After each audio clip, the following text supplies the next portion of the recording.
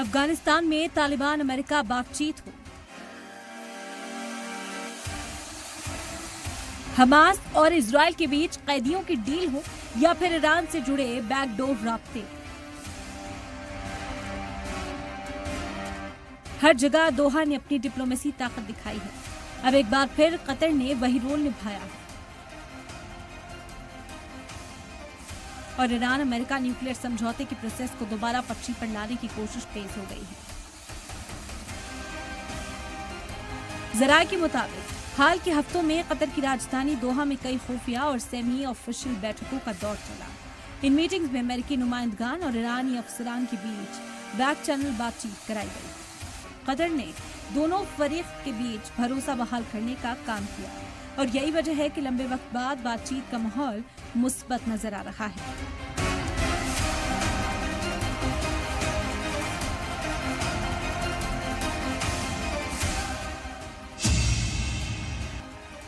अब आपको बताते हैं कतर की एंट्री से समझौते की राह कैसे आसान हुई। कतर ने सबसे पहले सऊदी अरब, यूएई जैसे अपने साथी मुल्कों को कॉन्फिडेंस में लिया। कतर ने इन मुल्कों को ये समझाया कि अगर जंग की शुरुआत फिर से होती है तो उनके तेल और गैस ठिकाने बर्बाद हो जाएंगे। एक्सियोस के मुताबिक अमेरिकी प्रेसिडेंट ट्रंप ने जब सऊदी और यूएई के लीडरान को फोन मिलाया तो इन लीडरान ने भी गैस और तेल ठिकानों के बर्बाद होने की दुहाई दी, जिसके बाद ट्रंप हमले से पीछे हट गए।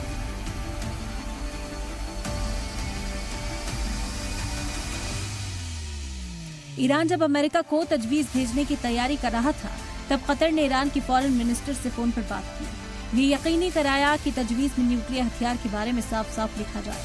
पहली बार बिना गोल गोल घुमाए ईरान ने न्यूक्लियर हथियार न रखने की बात कही है।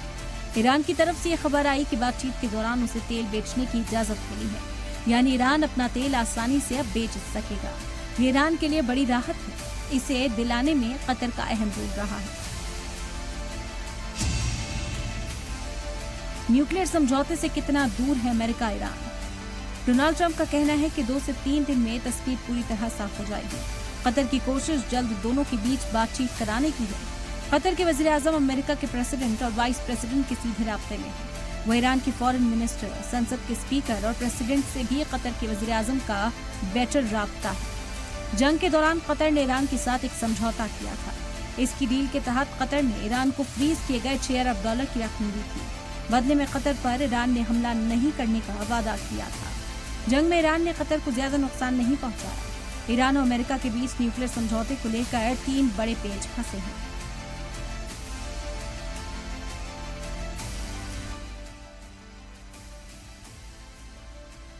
पहला, अमेरिका चाहता है कि एनरिच्ड यूरेनियम उसे सौंपा जाए। ईरान चाहता है कि उसके सारे जब्त पैसे तुरंत मिले। तीसरा, ईरान चाहता है कि हॉर्मुज पर उसे सरकारी तौर पर कंट्रोल मिले। कतर की कोशिश इन तीनों ही मुद्दों के हल खोजने की है। फिलहाल इतना तय है कि कतर ने एक बार फिर दुनिया को दिखा दिया है कि छोटी जियोग्राफिक हैसियत के बावजूद उसकी डिप्लोमेसी ताकत कितनी बड़ी है। दोहा की यही मिडिलमैन डिप्लोमेसी अब मिडिल ईस्ट की नई सियासी सिमत तय कर सकती है। सलाम टीवी के लिए दिल्ली से नदीम अहमद की रिपोर्ट।